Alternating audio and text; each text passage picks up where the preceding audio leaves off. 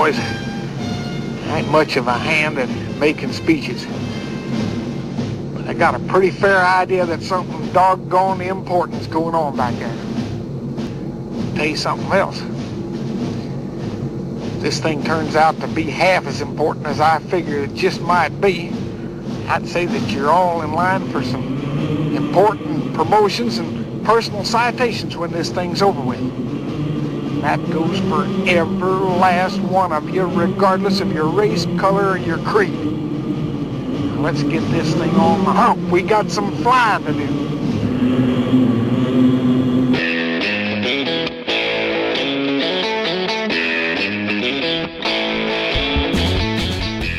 Hello and welcome once again to the Cine-Files, where each week we enter the world of a great film, we explore its themes, the history, the filmmaking, and the influence it has on us today. My name is Steve Morris. I'm a filmmaker and directing instructor in Los Angeles, California. Hello, everyone. My name is John Roca. I'm a voiceover artist, host of shows, writer, producer, blah, blah, blah, blah, blah. A lot of stuff here in Los Angeles.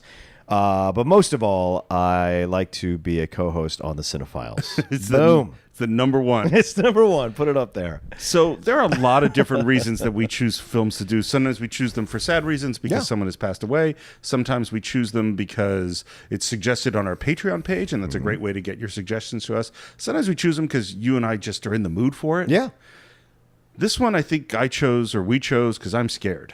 Yeah. I think it's I remember you mentioning this a few weeks ago, and then when the stuff happened with North Korea recently, I texted you as like, maybe it's time. Because I had been resistant to it because I wasn't ready to give that country the credibility for this possibility. And then these last two tests really kind of woke me up to the possibility this is very real. And so we thought, why not? This seems like the right time to do Dr. Strangelove. Or How I Stopped Worrying, or I always have trouble saying it, or How I Stopped Worrying and Learned to Love the Bomb. Yeah. And it's funny, I was thinking about this a lot, is that you and I grew up in an era where the threat of nuclear war was real. Yeah, very much so. And both in, I don't know if you ever hid under your desk or had drills. Sure. I remember school. I remember exploring my temple and seeing the signs to the bomb shelter. Oh, wow, at the bottom of the temple. And certainly in pop culture, whether it was Planet of the Apes or, The Day After or, the idea that the world could end. Or Mad Max. Yeah. That the world could end, that was real. Yeah. And then in 1989, with the fall of the Soviet Union, we all kind of breathed a sigh of relief and went, oh, I think we dodged a bullet. Right. And there's a very famous essay called The End of History by Francis Fukuyama.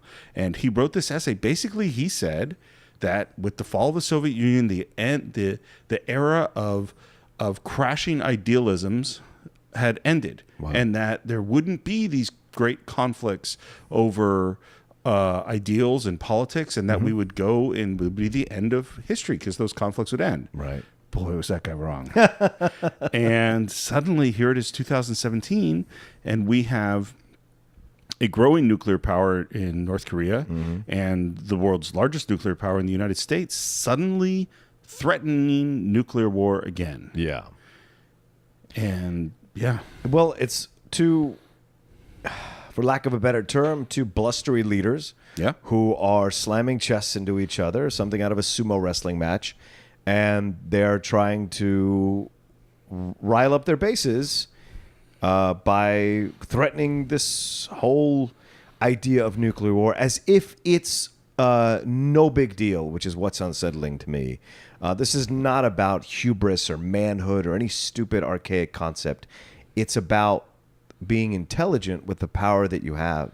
Wielding power forcefully is okay in certain moments. Wielding ultimate power in a blunt way, to me, is dangerous. It's because it has to be there's a reason we have a progression of stuff. If you did something wrong, your dad didn't take a concrete brick and hit you in the face. Like, he talked to you first, or he spanked you eventually. Your dad. Well, any dad, I would hope any dad.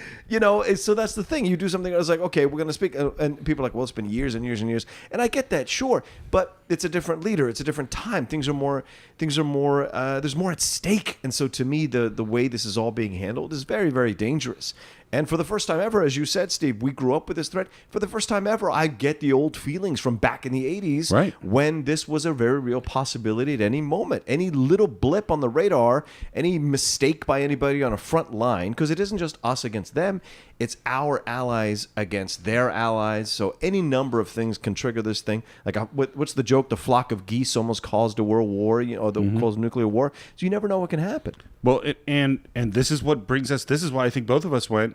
We have to go back to Dr. Strangelove, because Dr. Strangelove is exploring these ideas, and just as you said, it's the mistakes, it's all the cogs in the chain, it's all the little things that make us so very fragile.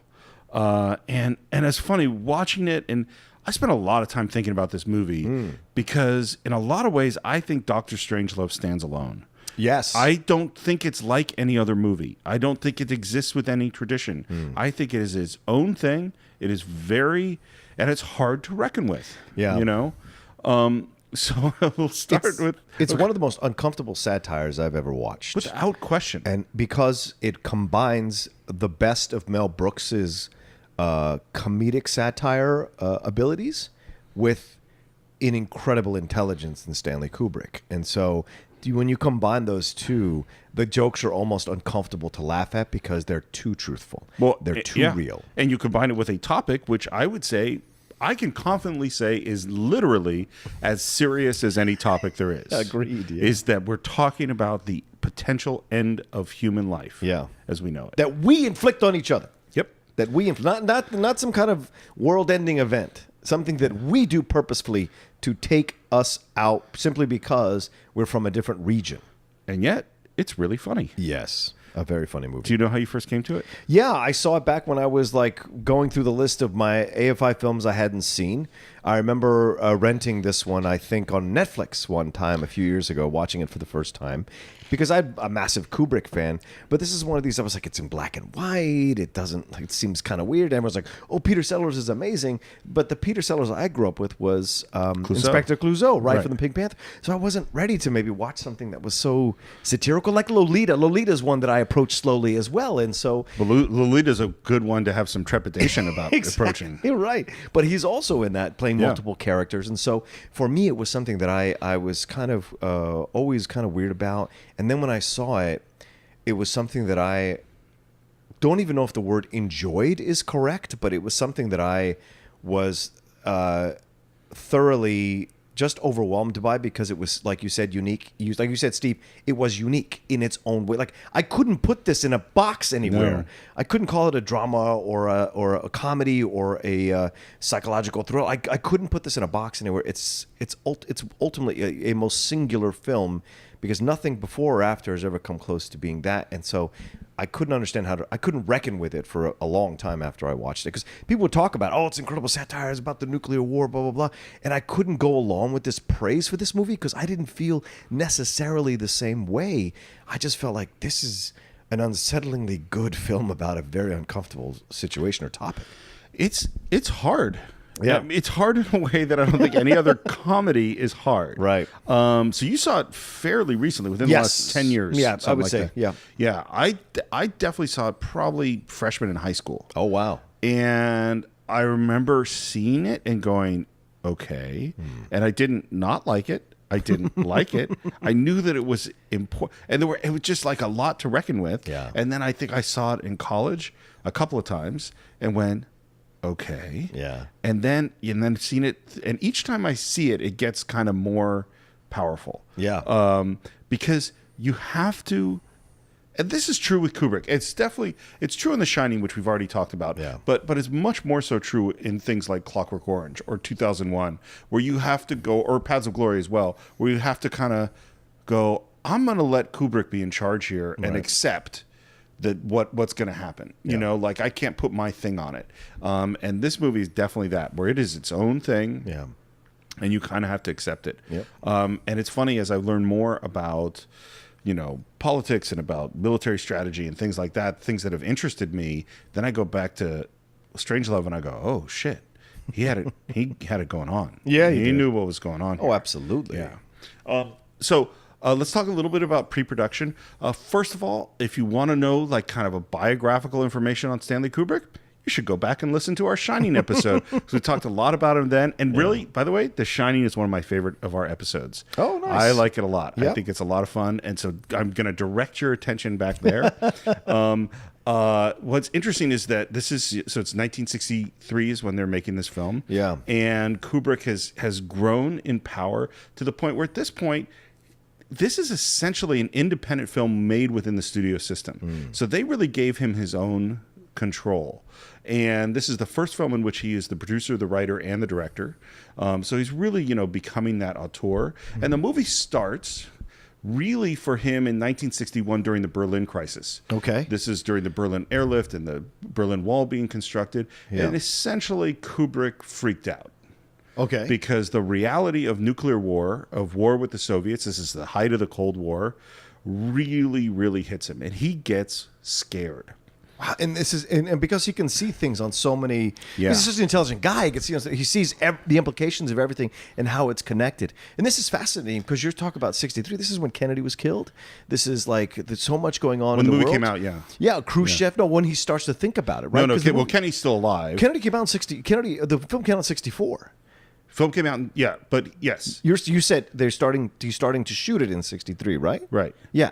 Before Kennedy was killed. Right, but this is the year Kennedy dies, is what I'm Yes. saying. This is the year we have. Isn't this the year we just come out of the Cuban Missile Crisis? That's right. So all of this is happening right around when this film is being made. Yeah. you know? Yeah. And because he's Kubrick and because he's brilliant and because he likes to learn, it sounds like he went down the rabbit hole of studying about nuclear war and geopolitics and all that stuff. And the more he studied, the more he got scared. And the more he got scared, the more he said, I had to make a movie about this. Right. And they buy a book. He buys a book called Red Alert, which is a serious book about a potential nuclear war. And they set out to make a serious movie. Yeah. That's where it starts. And he, with the writer from the book, whose name I just drew a blank on at the moment, they start writing this thing.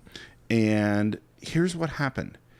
They're trying to write it serious. Originally, they wanted Burt Lancaster for the president and Spencer Tracy for the Russian ambassador, which seems like really strange casting. Weird, yeah. At one point, they have the title. They changed the title to Edge of Doom with 2 exclamation points. Yikes. This is not a good title. No. And here's what keeps happening. Every time they try to write something serious, they crack up. And they keep thinking it's funny. And then they try to write it serious, and then they end up laughing. And they write up serious, and they end up laughing. And over again, this happens for months that they're trying to write this script until finally Kubrick says, if we keep laughing, maybe this is a comedy. And I think that moment... I'm gonna talk about that moment more because this idea that it became so serious that the only thing they could do was laugh, and that's why this becomes a comedy. Yeah, that's a crazy moment in the development of a film. Well, I think it makes complete sense because it's so overwhelming to think of this idea. It's almost comical to think of this idea that we have this as a possibility in our pockets to end each other this way, right? The human condition. It's ridiculous. And so the fact that this is a possibility for us is lunacy defined, right? And so we as artists or people like Kubrick as artists can conceive of purposefully destroying millions of people simply because of violation of some kind of line in the sand or the dirt. Some border crossing or something. I think lunacy defined, that's a great way to put it. to invest literally billions of dollars and tremendous amount of time and effort to create a system whereby we can control all life on Earth. Yeah. That's lunacy defined. And, right. And this is how Kubrick put it, and I'm paraphrasing this a little bit, but he said essentially that there is a paradoxical outcome to any particular line of thought. So if you continue down any line of thought obsessively, you will eventually reach a paradox. And in this case, I think that paradoxical outcome is the more seriously you try to take the Cold War, the funnier it gets. Right. And it's funny. Because there's so many characters involved. Khrushchev was a character within himself. Oh, yeah. Right? No question. Yeah. Anyway. So they turned this thing into a comedy. And the one of the big things the studio said they have to do is they have to hire Peter Sellers because they love Peter Sellers in Lolita. And it was insisted by the studio, which surprises me. Wow. And this idea comes along that he's going to play 3 parts. And I'm going to give a really brief bio of Peter Sellers because I have a feeling there's going to be another Peter Sellers down the line. At least and one. we'll go in a little bit deeper. But he's a child actor from a family of actors. And he ended up on where he really got fame was on the BBC radio as part of the Goon Show. And from everything I've heard, and I think we talked about it with Monty Python, is that if you were interested in comedy in the 50s in England, everybody stopped what they were doing to listen to the Goon Show. Right. This was hugely influential. And one of the things that Peter Sellers gets known for is this incredible versatility of his ability to play characters. And coming into films, obviously, he's in Lolita. We already mentioned Inspector Clouseau. And from the Pink Panther movies, of course, one of my favorites is Being There. Yeah, Being There. Which is an amazing movie. I'll have to watch that one day. I have never watched Being There. Yeah. Well, maybe we'll do it for the Cine-Files. We can even do it for the first time. Okay. Because I haven't seen it probably in 15 or 20 years, but I could remember seeing it as a kid. I just can remember as a 11-year-old sitting in the theater and being so deeply affected by it. And I've seen it a few times since, but not a lot. Yeah. And it sounds like, it's not unusual that Peter Sellers, like a lot of comedians, struggled with depression and insecurity. And one thing he said, and this just really struck me, was he often claimed to have no identity whatsoever outside of the characters he played on film. Wow. That's a lot to deal with. Well, that's a sad line. Sometimes what you're good at destroys you, man. Yeah. Well, and drug and alcohol addiction, and died at 54. 54. Yeah. Insane. I'm about to turn 49. No. Yeah. And he gets hired initially. Will you stop being fatalistic? You're hilarious. Like every time someone's Look, young, this is the nuclear. I'm about to die. This is the nuclear war podcast. So, all right, fair enough. Fair enough. I rescind my statement. And you notice, by the way, you said you were about to die, and we both laughed. Yes. That's what is in this movie. That's all you can do. Exactly. That's all you can do, and that's what we're going to get to. One last thing about Peter Sellers: he was supposed to play 4 parts in this movie. Oh. The 4th part was Major Khan. Oh, Slim Pickens' part. Yeah. And he literally was in the costume, straddling the bomb, 15 feet in the air, having a knockdown, drag-out argument with Stanley Kubrick about something, because they are both big personalities, and he fell off the bomb and sprained or broke his ankle, and then he wasn't able to do the stuff he needed to do, and that's when they brought in Slim Pickens. Wow. Yeah. Well, some things happen for a reason. What a great accident. Oh, yeah. I mean, look, Peter Sellers' performances in everything in this movie are amazing. Yes. But Slim Pickens. Yes. You can't. There's nothing like that. You need that American voice in there. I think you need him. Yeah. Shall we get into the movie? Yes, please. I love that there's a U.S. Air Force warning right at the beginning of this film. All of it is brilliant. Yeah. By the way, though, that is real. Yes. The U.S. Air Force insisted that this go at the beginning of the film. Oh, really? Yeah, that is a real warning from the U.S. Air Force that says, says, and what's interesting, and of course, the Air Force had nothing to do with this film. There are a lot of movies that we've talked about where the military was very involved. Not this one. No, not surprised. Yeah. And we get a little bit of voiceover, and then we go into this title sequence, which is refueling a plane to the lovely classic American standard of try a little tenderness, not the Otis Redding version. Right.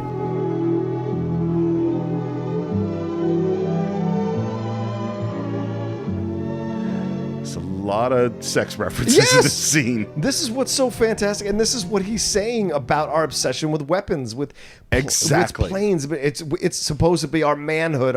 It's supposed to convey virility, all this kind of stuff, and he's making fun of it right from the beginning. Everyone's obsession with war and planes and having the biggest plane and having these great spectacles in the sky to deliver these massive bombs to destroy all this land and people. He just is making fun of our obsession, our almost sexual obsession with this violence. To quote Quentin Tarantino from Reservoir Dogs, this whole refueling sequence is dick, dick, dick, dick, dick, dick, dick. Basically, yeah. Which is a lot of dicks. It's a lot of dicks. Yeah, and we have these titles, which again look like nothing that has happened ever on film. Yeah, incredible font. There's this graphic font thing that's very kind of cartoony. And what Kubrick says is that some of the best political satire at the time was from cartoons. Was from Jules Feiffer, was Mad Magazine. That's who was poking fun at the establishment at this time. And something I was thinking about as we're watching these Planes Refuel, because a movie we just did very recently is The Right Stuff. Yeah. This is the opposite movie from The Right Stuff. Absolutely. The Right Stuff is about patriotism and courage and America. And although there's all sorts of things that show you that that's kind of bullshit in that film, this movie is completely tearing all of that down. Yeah. Yeah. We end up at an Air Force base, and we meet our first version of Peter Sellers as Captain Mandrake. I love this. I love his British accent on this. I love the portrayal of this guy.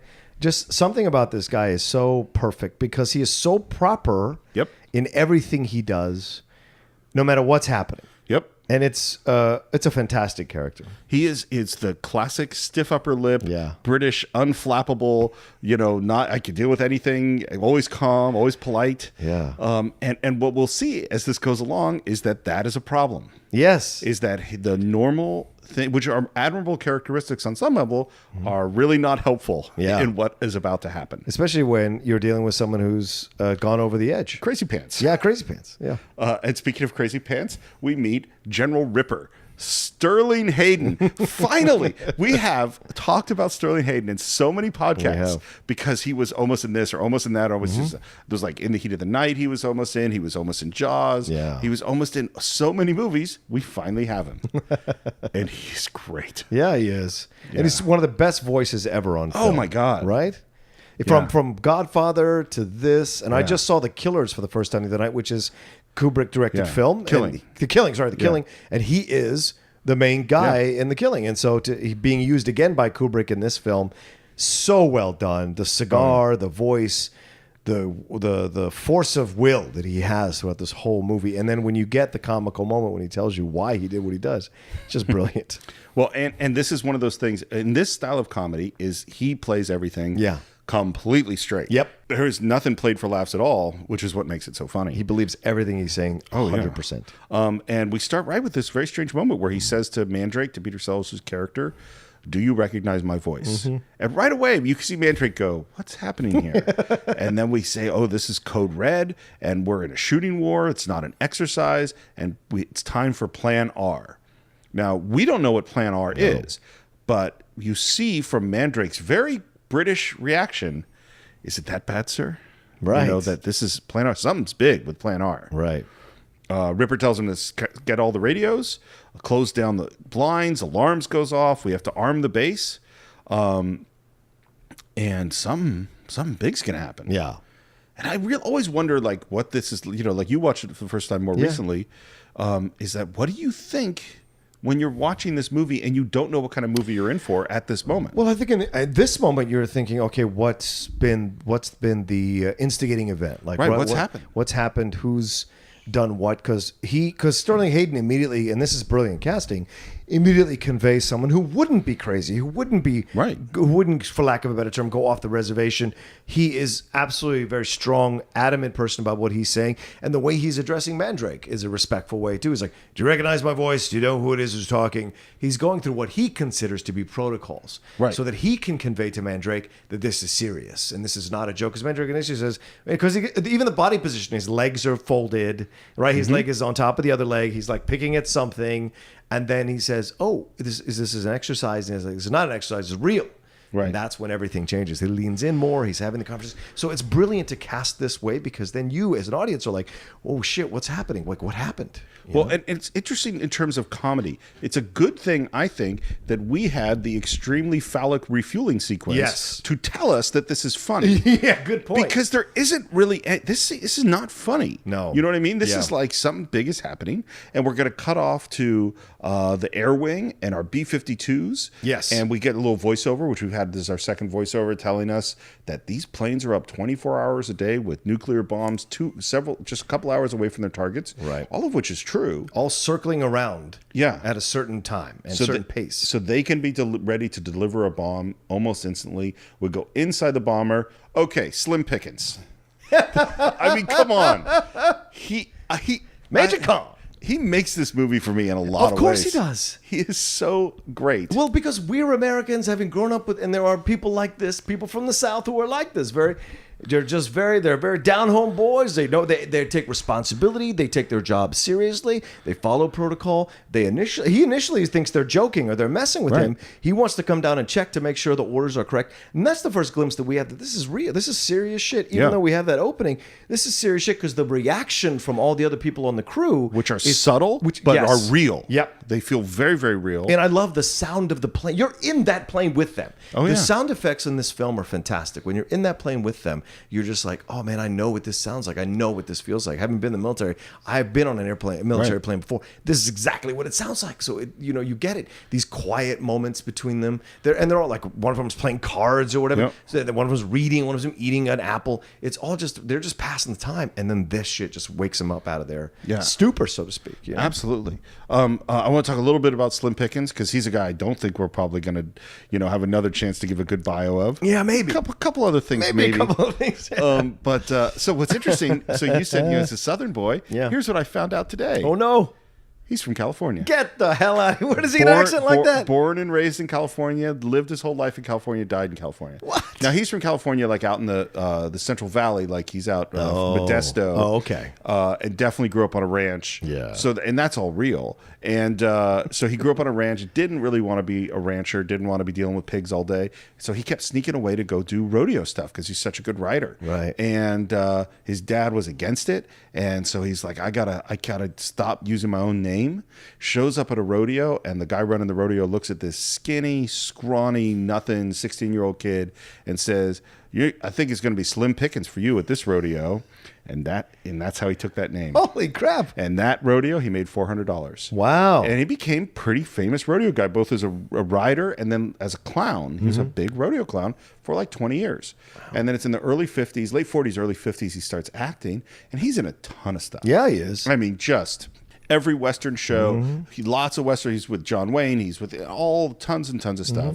And then, but Dr. Strangelove changes his life. Yeah. Because he says from that point forward, the checks got bigger, the offers got bigger, the lines got bigger. And growing up, when we grew up, he was on the Love Boat. Yeah. He was on every single thing Yeah. you could think of. Slim Pickens would show up. He even shows up. Well, of course, he's obviously in Blazing Saddles, but he's in 1941. Even that debacle of Spielberg, he's in that the funniest part of the movie, which is the whole opening. Yep, he is in the funniest part of the movie. So, which was referencing Dr. Strangelove. Of course. Yeah. Yes. Exactly. Yeah. And him and Scatman Crothers are the two for me because of their names, because of their distinctive voices, and because of their appearances. That I always, whenever I saw them in anything, I was always smiling as a kid because I knew I was going to have a good time with those guys. It's so funny you bring that up because I wasn't going to mention this, but Kubrick wanted Slim Pickens for another of his films, which is to play the Scatman Crothers part in The Shining. Wow. Yeah, I can't. Yeah, and that makes complete and utter sense to me. It does. And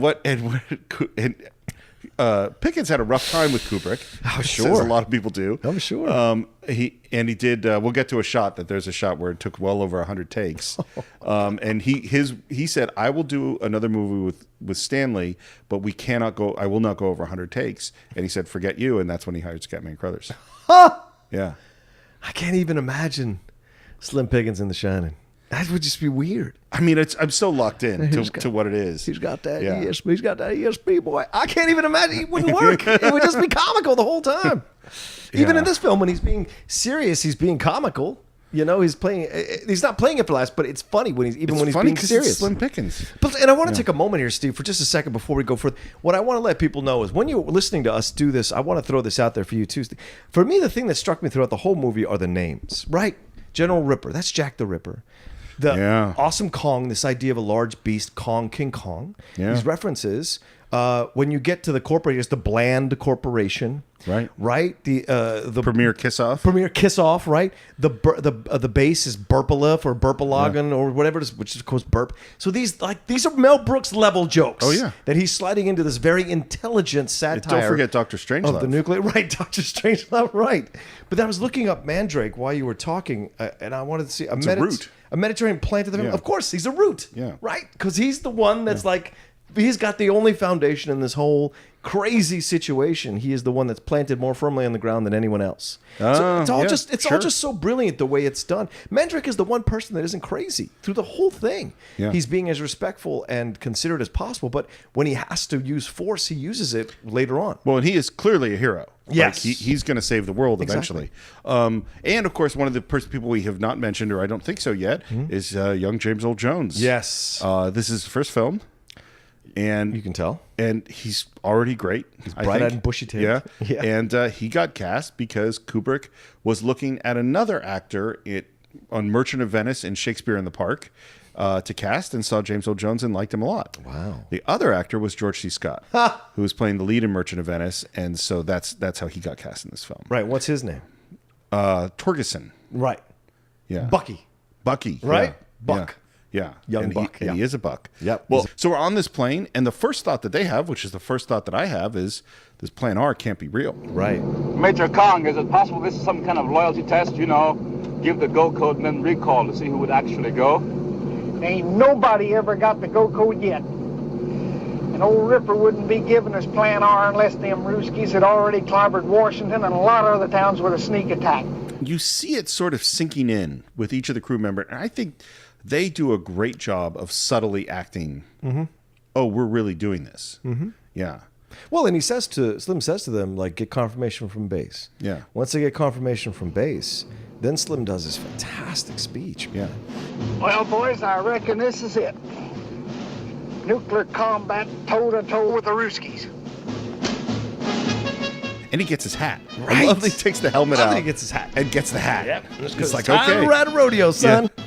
Yeah. And that speech it's great. It's a great speech. Yeah. Now, I got a fair idea of the kind of personal emotions that some of you fellas may be thinking. Heck, I reckon you wouldn't even be human beings if you didn't have some pretty strong personal feelings about nuclear combat. But I want you to remember one thing. The folks back home is counting on you, and by golly, we ain't about to let them down. And that's why he's the perfect choice. I think there's no way Peter Sellers, no matter what character he come up with, I think could have conveyed that kind of down home feeling that Slim Pickens does with that voice of his, and the seriousness and the timbre of his voice is just so perfectly delivered. Well, and this is the thing I was thinking about, is like dividing the difference between movie stars, actors, character actors, and characters.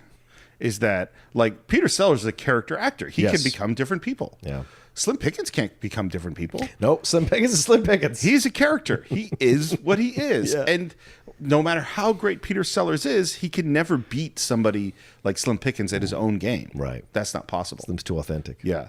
And this is the first time we hear the leitmotif, the musical theme for these guys, which is When Johnny Comes Marching Home. Like, as it's Civil War music, it's like American, this is adventurous, we're going to do it. Right. And the thing that I kept thinking watching this movies is, like, if you take what's actually happening away, the guys in this plane are a bunch of heroes. Yes, they are. These are heroes. Which is what Slim says to them. Yeah. You will get, if this thing turns out the way I imagine it's going to turn out, you guys are going to get recommendations, you're going to get awards, blah, blah, blah, blah, if you survive this thing. I was thinking about how comedic is this? Are people laughing?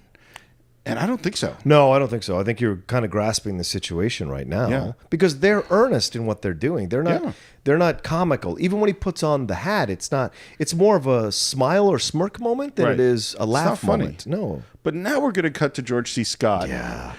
And we move into the comedy now. Yes, absolutely. He's with this girl who's a secretary. Who's his secretary. Who's in a bikini. Yes. And she's taking a phone call for him. She's sunning herself. Sunning, that's how they did back then. They had lamps. I guess. Yep. And she's stalling for him, and you kind of realize the reason she's stalling for him. He's in the can. Yeah, he's taking a shit. And we know that nuclear war is about to happen. Yeah. But something we're going to see over and over and over again is that you still have to go through the talking through people and normal human interactions while the clock is ticking on nuclear war. Yeah. Freddie, the thing is, the general is in the powder room right now. Could you tell me what it's about? Just a second. Apparently they monitored a transmission about 8 minutes ago from Burpelson Air Force Base. Right. It was directed to the 843rd Bomb Wing on airborne alert. Yeah. It decoded as wing attack, plan R. And George C. Scott keeps yelling out, well, tell him to do this. He's already done that. Well, tell him this. It's already happened. And then the moment it would go plan R, it's like, oh, shit. Yeah. But even then, Bucky Torgerson, is still not taking it as nearly as seriously as I think he should. No. George C. Scott is so fantastic in this film. He's one of my favorite actors, bar none. Absolutely. For so many reasons. And for me, he's like the better version of Lee J. Cobb. As great as Lee J. Cobb was, George C. Scott is like the next level of Lee J. Cobb. I think he's got a lot of gears Lee J. Cobb didn't have. That's what I mean. You know what I mean? He's just Yeah, the I next agree. version. I agree. Yeah. He's got that same power. Yeah. But by the way, Roka and I just made the same hand gesture to demonstrate what his power was. Right. It was refueling a plane. We just refueled a plane with our hands. Hold on a sec. And finally he says he's going to go, and even then he's still flirting with the girl on his way out. Of course. Where's my shorts? On the floor. Where are you going? No place, no place. I just thought I might mosey over the war room for a few minutes, see what's doing over there. It's 3 o'clock in the morning. The Air Force never sleeps. Buck, honey, I'm not sleepy either. Tell you what you do. You just start your countdown, and old Bucky will be back here before you can say, blast off. Jesus. Oh my God. So weird. Yeah, we go back to the Air Force Base. Mm-hmm. Ripper makes a speech to the men that they're going to have to fight to protect anyone from coming into the base, regardless of what uniform they're wearing, regardless of what they said. Trust no one, fire on everyone. Yeah. And Mandrake listens to all this and is, and is shutting down the computers and then finds a radio. Yeah. The radio's playing some nice music. Right. Huh. Because he had been told to gather all the portable radios to make sure there's no communication issues or people trying to get through. And that's all, at the time, that's all Ripper, in his mind, trying to cover for every contingency so that no one could find out that he's actually making this happen without any provocation. Well, and this is what's interesting, because up to this point, we don't know that. Yeah. We We don't. It's like We don't. go like, wait, is there something? What is going on? Why is this Exactly. thing happening? But then the moment of hearing the radio, it's something strange is going on. Yeah. Mandrake is us. In Yes, these I scenes, agree. Mandrake is definitely us. We go back on the B-52, and now we hear what Plan R is. Right. And Plan R is basically that Washington's been attacked, that the U.S. is in flames, and that they are the second strike, that they have to go in and wipe out the Soviets at the last minute. So the people in the B-52 are not only just reckoning with, we got to go drop nuclear bombs on someone, but potentially America is gone. Yeah. That's a lot. Yep. And here's an interesting thing, by the way. So they had minimal research of what the inside of a B-52 looked like. They had like 2 pictures that were like kind of blurry, and then they just made it up. Wow. And they just said, well, what do we think it would be like? And they looked at a lot of airplanes and other kinds of planes that they could research. And when the movie came out, the Air Force came after them because they said, how did you get it right? You must have had classified documents in order to do the procedures so correctly. Right. Yeah, isn't that crazy? They sent Buck Torgerson after him. Exactly. How did you get the copies for the B-52? Those are not released. And one little very small detail is that they switched the prefix on the radio receiver, which means that some code has to be used to get in, and otherwise they're radio silent. They won't, or not radio silent. They're blocking all other transmissions, which means there's no one way to reach them without a code, Right. which is going to become very important later on. And they have, by the way, these beautiful process shots out the window. So that means that they're rear projecting images on the screen. And what they did for these shots was they sent a bunch of guys to fly planes in the Arctic Circle for like a couple of months. Wow. Maybe it's not quite that long. And they look like nothing else. They are gorgeous, gorgeous shots of what's going on out the window. And it's really interesting. Like, this movie doesn't look like any other movie. No. Yeah. Back at the airbase, Mandrake brings Ripper the radio, and he's kind of going, I think I found the solution. Mandrake, Yes, sir? I thought I issued instructions for all radios on this base to be impounded. Well, you did indeed, sir, and I was in the process of impounding this very wide when I happened to switch it on. I thought to myself, our fellows hitting Russian radar cover in 20 minutes, stopping all their stuff. I'd better tell you, because if they do, it'll cause a bit of a stink, huh? True, Captain. The officer exchange program does not give you any special prerogatives to question my orders. Well, I realize that, sir, but I thought you'd be rather pleased to hear the news. You know, after all, let's face it, we don't want to start a nuclear war unless we really have to, do we? He's being very proper, and he's being very polite. I don't want to contradict you, sir, but why is this music playing? And slowly, as he's having this conversation, you could see Mandrake start to go, something's not right. Yeah. What about the plane, sir? Surely we must issue the recall code immediately. Group Captain, the planes are not going to be recalled. My attack orders have been issued and the orders stand. Well, if you'll excuse me saying so, sir, that would be, to my way of thinking, rather an odd way of looking at it. You see, if a Russian attack was in progress, we would certainly not be hearing civilian broadcasting. Are you certain of that, Mandrake? Yeah, that's a positive mind, that's it. And what if it is true? Well, I'm afraid I'm still not with you, sir, because, I mean, if a Russian attack was not in progress, then your use of Plan R, in fact, your order to the entire wing,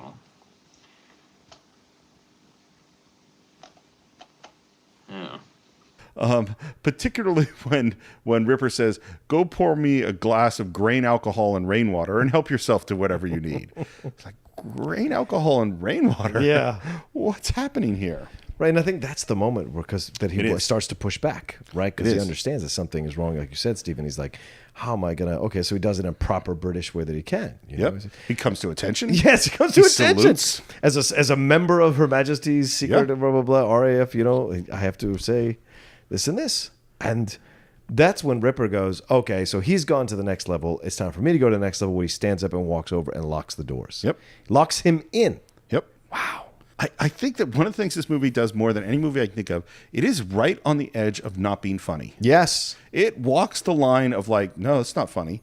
And yet it is. And watching Mandrake, watching Peter Sellers in this, trying desperately to figure out how to properly deal with this situation. Yeah. It's really, really funny. He's trying to unlock Ripper with all the tactics that he can without violating military code or ethics. Right. It's fascinating. And there's a certain point where time to violate it. Yeah. You know what I mean? Yeah. Like, that's why I say it's like Mandrake's training is now working against him. Yep. Because it's not the time to be polite anymore. The bombers are literally on their way. Right. And we get this great low angle shot of Sterling Hayden as he starts making his speech and he's got a gun.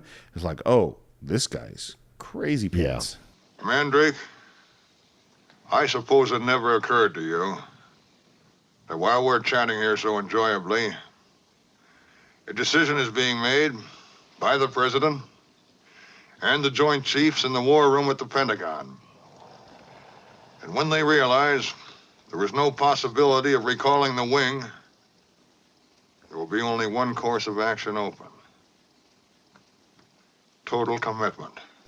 And we find out what his plan is, which is that he wants to force the President of the United States to launch a strike. And the reason is that the B-52 bomber wing that's heading out, that's not enough to destroy the Soviet Union or their ability to attack the United States. So what will happen is they will drop their bombs and the Soviet Union will counterattack and wipe out the United States. And so therefore, the only way for the U.S. to survive is to join the attack and launch all their missiles and all their bombs that they can and wipe out the Soviet Union in a preemptive strike. Yep. That's the plan. Mm-hmm. Crazy. Yeah. Well, not so crazy. Because now I have to digress and talk about a thing. Okay. Which is game theory. Okay. So game theory is mathematical theory that started from this guy named Johnny von Neumann. And Johnny von Neumann, if you don't know who he is, there's Turing, who's the guy who invented the computer. Right. Johnny von Neumann's probably the next guy. So he's a Hungarian guy who comes to the United States. He's one of the great mathematicians and scientists of all time, and he's super involved in the early development, not only of computers, but missile trajectory, rocket, all this huge line of stuff. The guy's a super genius. Mm-hmm. And he loves playing poker. And while playing poker, because he loves probabilities and odds, he starts thinking, is there some perfect way to play games mathematically? Yeah. And he starts developing this thing called game theory with a bunch of other scientists, mostly at Princeton, including John Nash from Beautiful Mind. Wow. He's one of the other big game theory guys. And they come up with what's called the prisoner's dilemma. You know the prisoner's dilemma? No. Okay. So the prisoner's dilemma is this. It's a basic puzzle. It's, okay, you're arrested for a crime along with another person who may or may not be your partner. We don't know anything about them. And you're each put in different rooms. And they come to you and they say, did the other guy do it? And you have two choices. You can either shut up and not say anything, which we will call cooperating. Yeah. Or you can say he did it, which we would call defect. So these are your two choices. Right. And here are the possible outcomes. So if both people defect, so they both betray each other, each of these people will get 2 years in prison. So you say he did it, he says you did it, you both get 2 years in prison. If one person defects and one doesn't, so you say nothing, and the other person says you did it, you get 3 years in prison, he goes free. Okay? And if both people say nothing, each will only serve 1 year in prison. And the question is, well, what do you do? Without knowing any information about what's happening on the other side, what choice do you make? Right. And they ran this scenario a million different ways. They iterated it over time. They put it in computers. They tried different strategies. And what they came up with was that the best strategy, according to game theory, is to defect. And the reason is because your choices are, if you defect, either 2 years in prison or nothing. Where if you cooperate, your choices are either 3 years in prison or 1 year in prison. And so it's a better deal mathematically for you to defect. Yeah. Now, if this was just a bunch of scientists playing little mind games with each other in Princeton, it wouldn't be a big deal. But these guys were tied into the military-industrial complex, part of the Rand Corporation. And so the reason they came up with the prisoner's dilemma is they say, this is the Cold War. We and the Soviets are each prisoners. And the first strike is to defect. So are we better off firing our missiles first, unprovoked, or cooperating by not firing our missiles? And because the destruction is so major, if you do it wrong, so if you're cooperating and they shoot all your missiles, we get wiped out and we don't get to attack back. Right. So they argued, this is again, some of the most brilliant people in the world went to the Pentagon and said, we should attack the Russians first right now. And part of the reason that they did this was that, let's say this is 1951, 52, something like that, is that we were at that time ahead of the Russians. Right. Okay. And so you want to do it before they catch up. Right. The more they catch up or even get ahead of you, then it gets more and more dangerous. Yeah. While we have more bombs than they have them, like we had the atomic bomb before they did, we had the hydrogen bomb before they did, we had missile technology was similar, but we had more planes to carry them, stuff like that. So we got to attack first. And so this idea of what Ripper is doing is lined up perfectly with a certain strategy, which fortunately Eisenhower and Kennedy said, no, we're not doing that. Right. And part of the reason I bring it up is I will guarantee you, I would bet money that this conversation is going on right now in the Pentagon in terms of North Korea. Oh, sure. Because they are developing nuclear power. Right. And the longer we wait, the more nuclear weapons they have. And so to defect, to wipe them out, there are people right now arguing that might be the smartest thing to do. I'm not saying it's the smartest thing to do. I believe that's a Holocaust. Yeah. But I think people are saying that. I'm sure they are. I just don't think they're at that level yet that the Soviets were at. No, it's certainly not a at all. conversation to have. Yeah. But the problem with nuclear war is that one bomb's enough. Yeah. You know? Well, we saw that in Nagasaki and Hiroshima. Well, we saw that. And those are atomic weapons. Yeah, those are atomic. Those are like a few hundred kilotons. Yeah. We're talking about megatons. Yeah. You know, the bombs, I think in Strangelove are 10 and 20 megaton bombs. Yeah. That's big. It's big, yeah. Yeah. And of course, what is the reason that General Ripper is giving for this strategy? He doesn't want the bodily fluids of Americans to be infiltrated by these precious bodily fluids. Yeah, precious bodily fluids by these Russian commie bastards. I can no longer sit back and allow communist infiltration, communist indoctrination, communist subversion, and the international communist conspiracy to sap and impurify all of our precious bodily fluids. Basically is what he said. And off of this huge bit of craziness, we cut to the war room. Well, is it before we discovered that he discovered this while having sex? Is that later? That's a little later. Okay. But I don't want to blow the wad, so to speak. Hey-oh. Anyway. Wow. Yeah. Okay. The war room, which are my favorite fucking scenes in this whole It's unbelievable movie. As a political junkie, to me, this is joy. Was it non-parallel joy? Is that the word? Is that the phrase? It is now. Okay. The War Room is amazing. I mean, from a design point of view, the War Room is amazing. Yes. I mean, it's just like the blacks and the big circular light over the table and the huge round, ridiculously huge round table. Exactly. And the triangular big boards and all this. I mean, it is amazing. It all leans into itself. Yeah. And by the way, when they built the table, they put green felt on the top because they wanted the actors to feel like they're sitting at a poker table. Because that's what it was. Yeah. And what was interesting to me that I was thinking about, because this has come up multiple times on the show, is that at this time in Hollywood, color was for comedies and black and white was for dramas. Oh, interesting. This is as black and white as you can get. Yeah. And the blacks are black. Yeah. It is like, it's like looking at a noir film. Yep. You know, I mean, it is just gorgeous. So, and in addition to having this unbelievable design and cinematography, we have crazy, amazing performances. Yeah. Yeah. Oh, and one more thing about the War Room. Mm-hmm. So when Ronald Reagan's elected president, he gets to Washington, he's inaugurated, and you know what the first thing he wants to see is? The War Room? The War Room. It doesn't look like this at all. There wasn't one. There wasn't a war room? There's no War Room. Oh, wow. Yeah. Yeah. Yeah. I think, by the way, there might be one now. Well, sure. I mean, yeah, there's bunkers or what they call them down there, yeah. We get our second Peter Sellers performance. Oh, man. This is my favorite. So great. It is amazing. Yeah. And I don't know, when I first saw it, I didn't understand that those were the same people. Well, that means he's I was doing like his in junior job. high, yeah. His performance as Mufford Milken, or whatever his name is, another great name, is amazing. Well, of course, milk toast.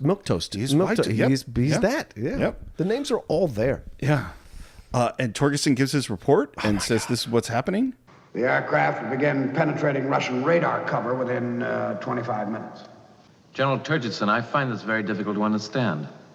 I was under the impression that I was the only one in authority to order the use of nuclear weapons. That's right, sir. You are the only person authorized to do so. And although I hate to judge before all the facts are in, it's beginning to look like General Ripper exceeded his authority. It certainly does. The slow build of frustration as he's doing that, because like I was in the military.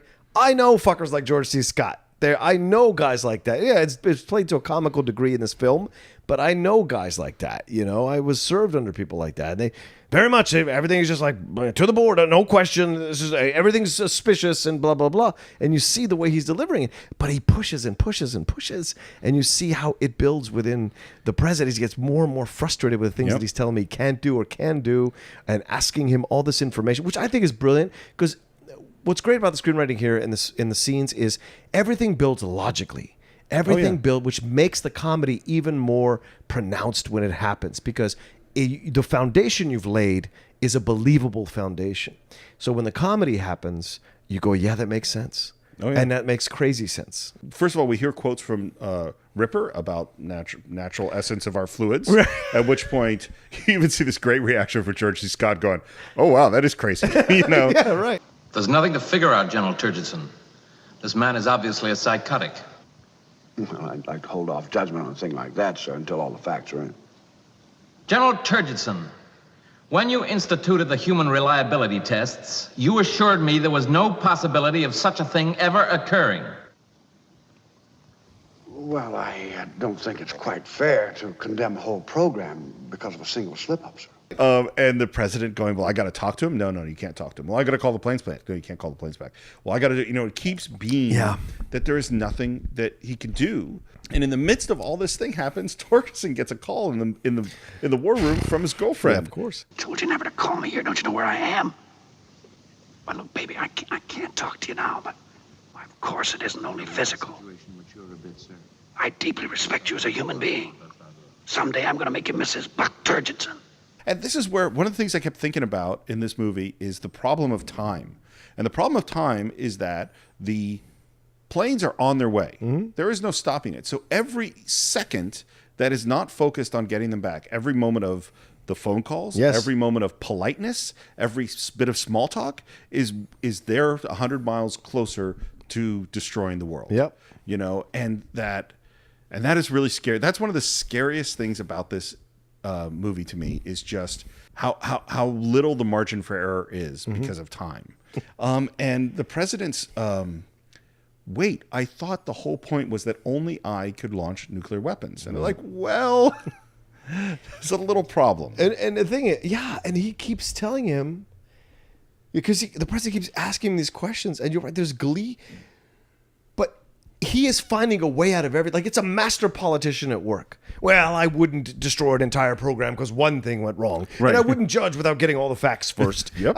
I've heard these arguments from a certain level of certain people in a certain spectrum over the last few months. Well, let's wait till all the facts are in. Let's wait till I wouldn't judge everything off one mistake. George C. Scott is doing this weird mix of bluster Yes. and he knows that things have been fucked up, but he doesn't want to admit any of that. Yeah. And so he's kind of bowling through it. And then there's his frustration with the president's not understanding the situation. Right. And then there's also this thing that grows and grows and grows, which is the glee.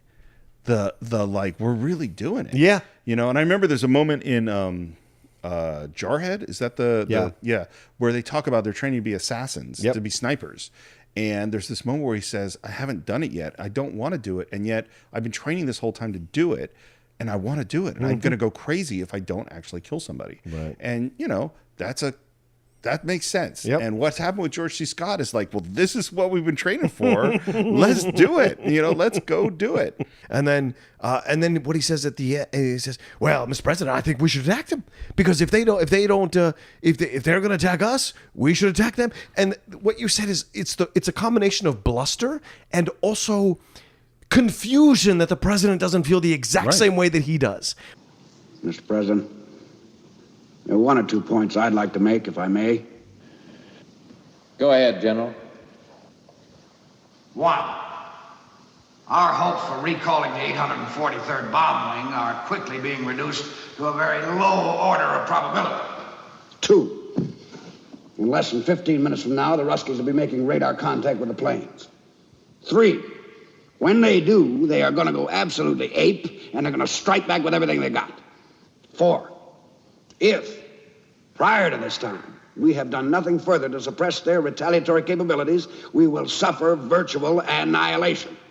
Now, 5, if, on the other hand, we were to immediately launch an all-out and coordinated attack on all their airfields and missile bases, we'd stand a damn good chance of catching them with their pants down. Hell, we got a 5-to-1 missile superiority as it is. We could easily assign 3 missiles to every target and still have a very effective reserve force for any other contingency. 6, an unofficial study which we undertook of this eventuality indicated that we would destroy 90% of their nuclear capabilities. We would therefore prevail and suffer only modest and acceptable civilian casualties from the remaining force, which would be badly damaged and uncoordinated. Right? It's that overwhelming sense of patriotism or overwhelming sense of joy of being a military man that is overriding his sense and his like a human sense about what the repercussions of this whole situation is, you know? And no one does a better furrowed eyebrow than George C. Scott when he's not understanding what the president... He's frustrated and not understand what the president is saying. Well, or he's being put in his place, he doesn't like it. Yeah. Well, it goes back to that quote, which I think I brought up before in the Cine-Files, which is Stalin, which is... 1 death is a tragedy, 1 million deaths is a statistic. Yeah, right. You know, and that they're not thinking about in this movie what a nuclear bomb means.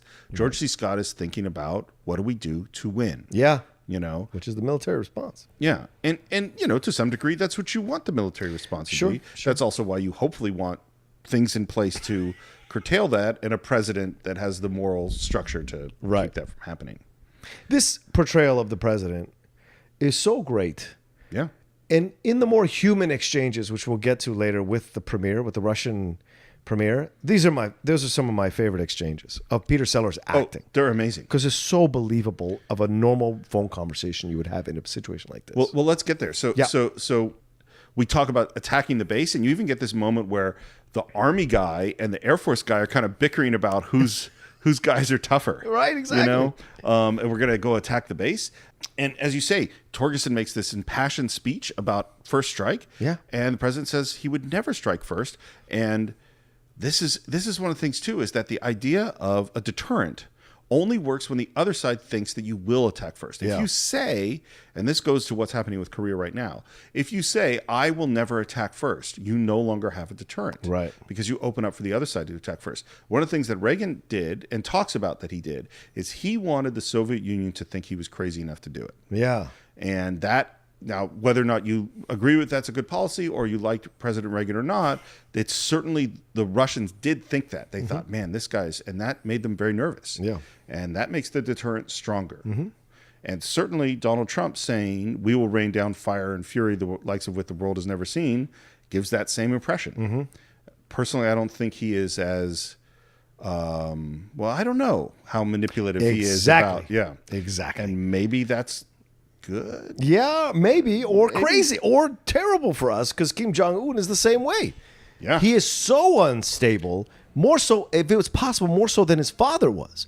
So, and everyone who has escaped from North Korea, who's gotten close to him in terms of his, in the military or politically, they all say he is one of the most unstable people you will ever have any communication or contact with, which is why he just randomly kills family members for perceived slights or whatever, you know, and it's just madness. He's doing what crazy dictators do. And I know that if Trump didn't have all these rules in the Congress, he'd be doing the same thing. I 1,000% believe that. Well, this is one of the scary things. That's why I'm scared. Well, this is a scary podcast, friends. Exactly. Here's a little bit of scary information.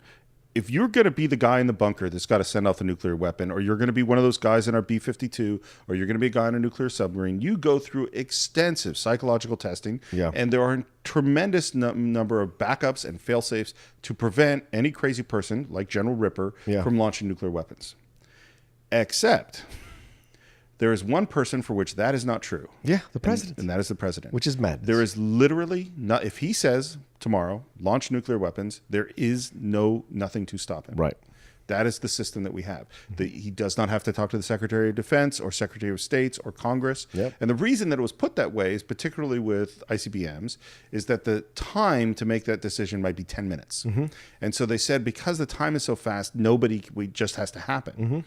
Well, that's Donald Trump. Yeah, and that's what's scary. However you feel about him, that makes me pretty nervous. Yeah. Yeah. Well, and what we see here in this scene is they put in this fail-safe in case the president was taken out. Or anybody who would have had access to. So what General Ripper is doing, he's doing because he understands that this fail-safe was put into motion, and put into motion by this same president, Peter Sellers' character that he's playing. Yeah, I love this moment where Bucky says, well, Ripper has already invalidated that policy. He even says in his speech, he says, I'm not saying we wouldn't get our hair mussed. Mr. President, I'm not saying we wouldn't get our hair mussed, but I do say no more than 10 to 20 million killed, tops, depending on the breaks. Yeah, like it's nothing. Yeah. And then we find out that the ambassador, the Russian ambassador, is coming to the war room. This guy's great, too. And we want to get Premier Kissoff on the phone. If we didn't know that it was a comedy, Premier Kissoff, that's full comedy. Yeah, it's full comedy. And while the ambassador is heading over, we go back to our B-52, and we get another great monologue from Slim Pickens as he unpacks the survival kit. Yeah. 1 pack of prophylactics. Survival kit contents check. In them you'll find 145 caliber automatic, 2 boxes of ammunition, 4 days concentrated emergency rations, 1 drug issue containing antibiotics, morphine, vitamin pills, pep pills, sleeping pills, tranquilizer pills, 1 miniature combination Russian phrase book and Bible, $100 in rubles, $100 in gold, 9 packs of chewing gum, 1 issue of prophylactics, 3 lipsticks, 3 pair of nylon stockings. Shoot, a fella could have a pretty good weekend in Vegas with all that stuff. Like, it's a great monologue. And at the end of the monologue is like, he says, man, you could have a pretty good weekend in Vegas with this. Except that is not the line. Oh. That is dubbed. Wow. What was the line? The line was originally Dallas. And the reason it was changed is, do you know what the premiere date of this film was supposed to be? November 22nd? 1963. Damn. The day Kennedy was killed. Wow. And so they changed the line from, and so they didn't screen it that day. Right. And they changed the line from Dallas to Vegas. Yeah. And I was thinking about something else, and this, because you kind of brought it up before, is that, we've talked about, in talking about All the President's Men and Apocalypse Now, these shattering moments in American history where, with Watergate and the Vietnam War and going on with Iran-Contra and other events since then, that have shaken the faith that happened, that we saw in The Right Stuff, and doesn't exist anymore today in America, and patriotism and all those things. And the event we didn't talk about enough is the Kennedy assassination. Yeah. Is that, to me, I don't know if that lights the fuse or if that is the first explosion or that is the first moment. And I think the fact that Kennedy is killed and right after it, Dr. Strangelove comes out. Yeah. I think that does a lot to change American culture and the rise of the counterculture. And because Kennedy, and I don't mean this in terms of who he really was, but the perception of Kennedy is he was a great American hero. He was the last of the sort of shining examples of American presidents. Yeah. And I would agree with that. And he gets killed. And then this movie comes out that just shatters our view of the people in charge. I would agree that he was the best example that we wanted to be visually. He was still learning on the job. Yes, he cheated on his wife left and right. Not a great morality to him, but he also he's one of these guys that escaped that stigma because of his looks, because of his earnestness, his nobility, his desire to change the world's charisma, all of it. He was the best of us. And when he was taken down like that, you're right, there has never been a president since. Johnson had his issues, Nixon had his issues, Carter, Reagan, Bush, Clinton, W., all the way up Obama, and even Obama is the closest we probably come to Kennedy, and then what we have now with Trump. So no one has ever, he's just what he was, and that's why the assassination was. I mean, people cried in other nations. When's the last time someone cried for a president from our nation dying? Like, people cried in other nations, and that's madness. Well, and I think it's Kennedy the person, but it's the idea of the presidency, what he represented. Yes, yeah, and that, because I think before Kennedy's assassination and before Strangelove, I think there was, you had FDR and you had Truman and you had Ike, is that there was a sense, I think, that whether you agreed with those people or not, that they were grown-ups. Yes. And that they could take care of things like the power to destroy the world. Yes. And when you watch Dr. Strangelove, you go, oh shit. Yeah. They're just people. They're just people. I can't actually trust them with this power. Yeah. And yet they have this power. And that's what's, happening in this film. That's the incredible undercurrent through the whole film. Yeah. Russian ambassador comes in, and immediately, and we see Torgerson sort of clutching a binder to his chest. He's very upset that the Russian ambassador is going to see the big board. He almost looks like a college kid holding his books, And they're trying to get the premier on the phone. Apparently, the premier of Russia is drunk and with his mistress. Yes. And while we're trying to do that, George C. Scott and the Russian ambassador start wrestling. And we have one of the great lines of all time. Gentlemen, you can't fight in here. This is the war room. You can't fight in here. Yeah. Fantastic. Yeah. But he was right.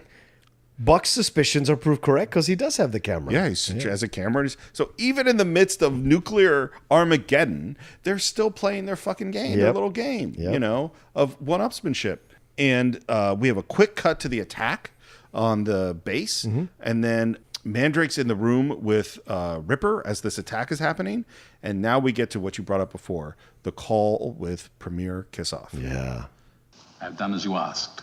Be careful, Mr. President. I think he is drunk. Hello? Hello, Dimitri. Listen, I can't hear too well. Do you suppose you could turn the music down just a little? Oh, that's much better. Yeah. Yes. Fine, I can hear you now, Dimitri. Clear and plain and coming through fine. I'm coming through fine too, eh? Good, then... Well, then, as you say, we're both coming through fine. Good. Well, it's good that you're fine, then, and I'm fine. I agree with you. It's great to be fine. I think this is the greatest moment in the film. This monologue. It's just a one-sided phone call. It's just great. But Peter does such a great job conveying what the other person is saying.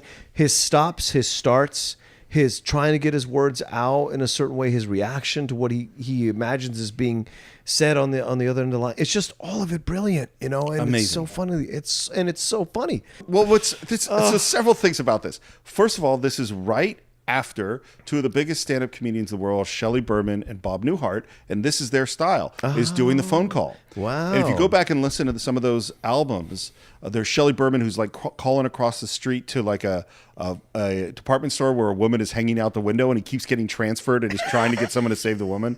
And there's Bob Newhart who's like, I can't remember what it is now. Yeah. There's some really funny Bob Newhart. I'll have to listen to these. And so they're great. They're sure they are. fantastic. And Peter Sellers is obviously doing the same thing. And what's interesting, by the way, the myth of Kubrick is that he knew everything in advance and he was just executing what he had in his head. Yeah. There's a lot of improv here. It's Peter Sellers. Yeah. You can't put him in a box. No. Yeah. And the last thing is, it goes to the same thing we're saying with Mandrake, is the planes are on their way. Yeah. But we're talking about, I would call to say hello. Of course, I'd like talking to you. We're in this human interaction because we have no way to escape it. But it's also believable because he's drunk. Totally. And he's with his mistress. So he's not really thinking straight, is he? He's more sensitive, he's more vulnerable because he's drunk. I love the way he brilliant. sort of sheepishly said, we've always talked about the possibility of something going wrong with the bomb. Now then, Dimitri, you know how we've always talked about the possibility of something going wrong with the bomb. The bomb, Dimitri. The hydrogen bomb. Well, now, what happened is one of our base commanders, he had a sort of, he went a little funny in the head. You know, just a little funny. And he went and did a silly thing. It's just so great. Yeah. It's like he's having to talk to like his lover, his wife. He's just having to talk to his wife about crashing the car. Yeah. That's what it feels like. He's like, and what you always do is you always minimize. And this is, by the way, we gave George C. Scott's character a hard time for not really taking responsibility, but that's exactly what the president's doing now. Yep. He's minimized. He went and did a silly thing. A silly thing. Right. He's starting nuclear war. Well, let me finish, Dimitri. Let me finish, Dimitri. Well, listen, how do you think I feel about it? Can you imagine how I feel about it, Dimitri? Why do you think I'm calling you? Just to say hello? Of course I like to speak to you. Of course I like to say hello. Not now, but any time, Dimitri. I'm just calling up to tell you something terrible has happened.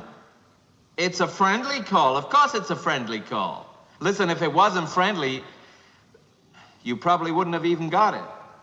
It's hilarious. Yeah. And throughout all of this, you're cutting to George C. Scott and seeing his reactions, which are, and his gum chewing. His gum chewing is everything. Oh, and yeah, we have the ambassador sort of watching on. And I love that what they're going to do is we're going to give the Russians the ability to shoot down the planes. Yeah, which really pisses off George C. Scott. Oh, terrible. You see it in his face. It is 100% seemed to be the right decision as far as I'm concerned. Of course it is. It's unfortunate, but it's true, yeah. Yeah, no, it's horrible, but it is the right decision. And then in order to get to the strategic air command of the Russians, we have to call Omsk. And he's like, well, what's the number? Well, just call information.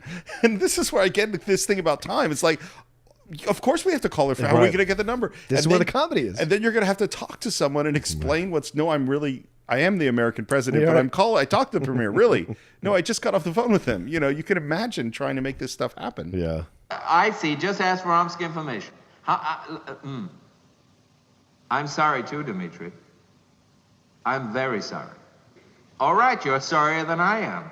But I am sorry as well. I am as sorry as you are, Dimitri. Don't say that you're more sorry than I am, because I'm capable of being just as sorry as you are. So we're both sorry, all right? All right. Well, no, I'm not. I know you're sorry, but I am sorry too. But I'm sorry too. Okay, fine. You can. I can be just. Don't you think I'm capable of being just as sorry as you are? I just was like, it's so fucking true. Then we look over at the ambassador, and it seems like even though we think we might have solved the problem, something else is wrong. Right.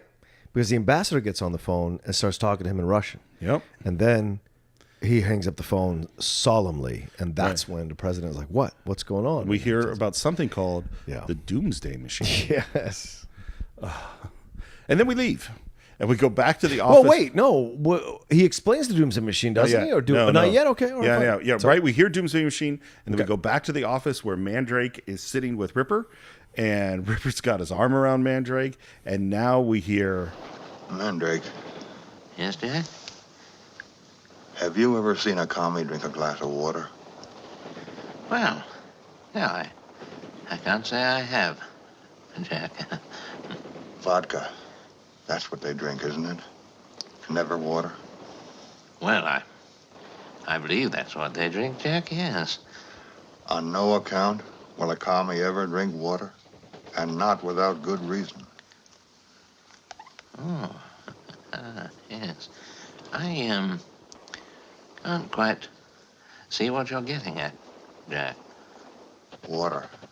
That's what I'm getting at, water.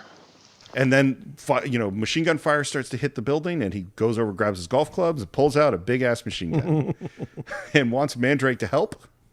Mandrake says he has a gammy leg or something.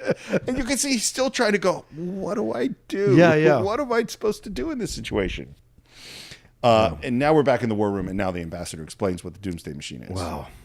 Which is basically, if a nuclear bomb goes off, we will destroy the world. Yeah. That's it. It's something only they have, and everyone reacts perfectly to it, right? Because the president is overwhelmed by it. The Russian ambassador is almost stupefied because he's like, fools. Yeah. He's almost mad. He's mad at his own people, his own leader, for even putting this in motion. Right. Well, there's this moment in here where George C. Scott is backing up and talking and falls and rolls and pops right back up. Still just going. He's still going and points at the map.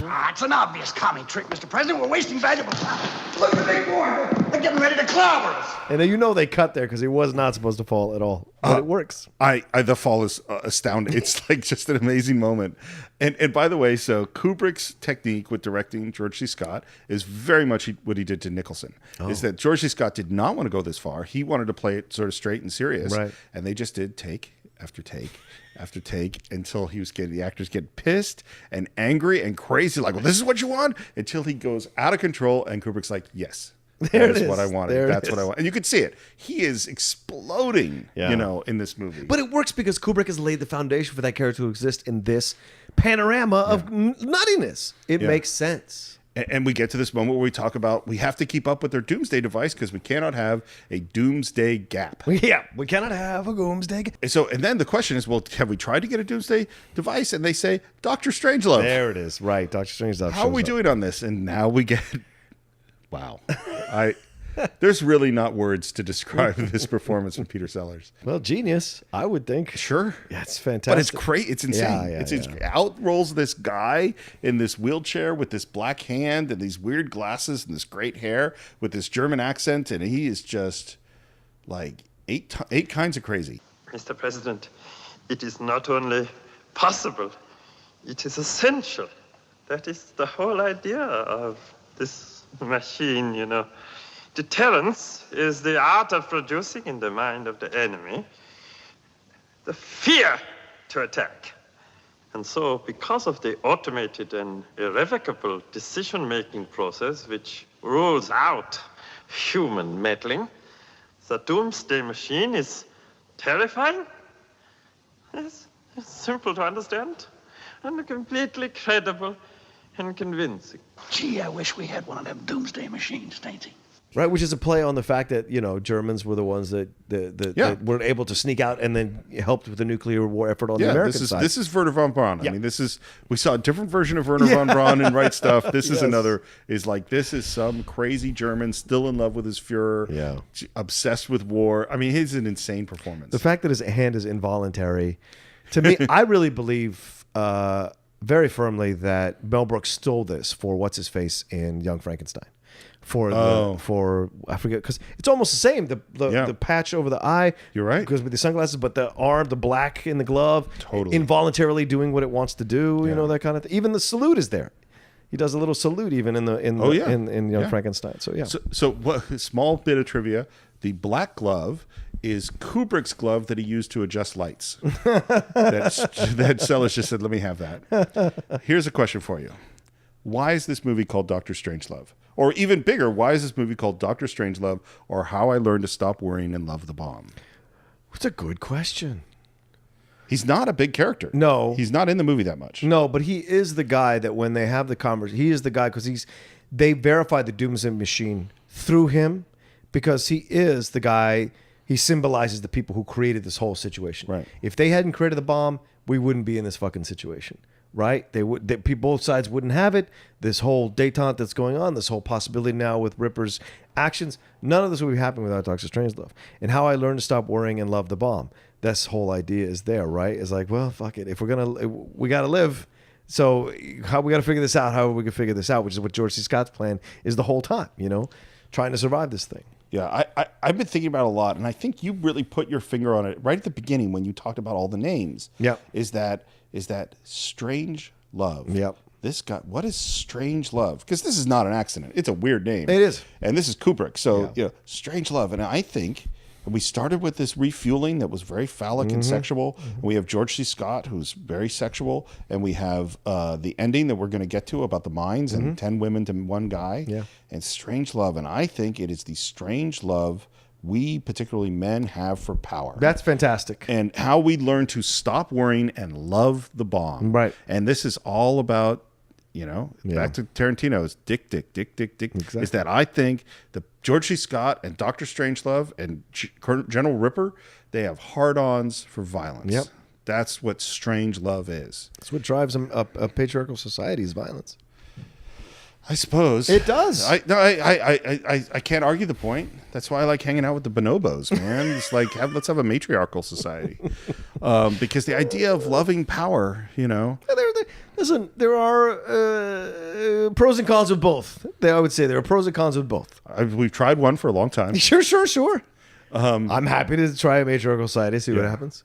And then we get to this idea. So we talk about the doomsday device and can we develop our own doomsday device and a doomsday gap? And then we get to this idea of deterrence, which is in order to have a deterrent work, you have to tell people about it. So they said, why do you keep the doomsday device a secret? Which is what Strangelove accuses the ambassador of Right. doing. Like, why? Why? Yeah. And the reason is they're going to announce it next week at the big, party anniversary or something. You know how he likes surprises. Yeah.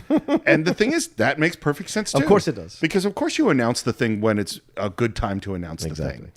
Oops, it didn't work out really well. Right. And in the while all this is happening, the U.S. Army is attacking the U.S. Air Force Base. Right. And this is, interestingly enough, shot entirely differently. We're in little handheld cameras. Oh, wow. The lighting's different. Like the whole feel of it feels very real. It feels Agreed. documentary style. It does. As they're heading in.